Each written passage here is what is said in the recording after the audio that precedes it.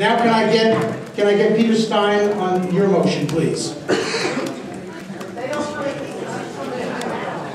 Education, environmental protection, health care, and infrastructure maintenance. And whereas public employees' layoffs and furloughs, reduction of public employees' wages, increased public employee contributions to health and retirement programs, increased tuition at public universities, and increased transit fares and tolls around the tax make a serious tax on middle class and poor working people. And whereas during the Bush and Pataki administration, significant tax reductions were given to upper income groups, which have significantly reduced the ability to support vital government services. And whereas we need to restore balances to the taxation system by increasing tax rates on taxpayers in the upper income brackets to a more equitable level as they were in previous Democratic administrations in both the state and the nation. And whereas President Obama has made the need to increase federal tax rates on taxpayers to the upper income brackets to a more equitable level, a cornerstone of his economic recovery strategy, and whereas the need to raise taxes on taxpayers in the upper income brackets has been recognized by such significant investors as Warren Buffett, therefore be it resolved that the New York State Democratic Committee calls upon the New York State Legislature and the U.S. Congress to increase the rates of taxation on those in the upper levels. It's a very simple motion.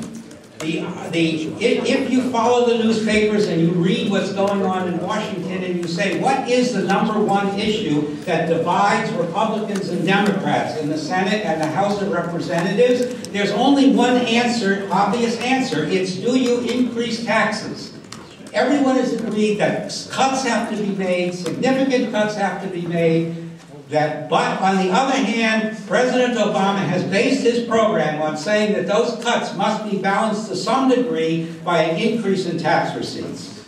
We believe this, we who offered this amendment believe that the same is true in New York State. Cuts have to be made. We appreciate and applaud Governor Cuomo's courageous cuts that he has made, but on the other hand, that's only one half of it. The other half is an increase in taxation, and that the increase in taxation ought to be levied against those in the higher income levels.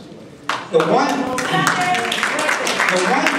significant argument that I have heard against that is the argument that says, well, a state is different than the nation because the higher income levels will leave New York and we will suffer, excuse me, let me finish please, that we will suffer a reduction in taxes from those higher income people. One has to take that argument seriously. However, it seems clear to me that since 3 years ago, New York did increase its tax rates on higher income levels, and there was no flight of millionaires. Nobody is arguing that increasing the tax levels 3 years ago caused decreased tax receipts in upper incomes. No one says that. I believe it's a bogus argument, and that's the basis. That's what I have to say. Thank you.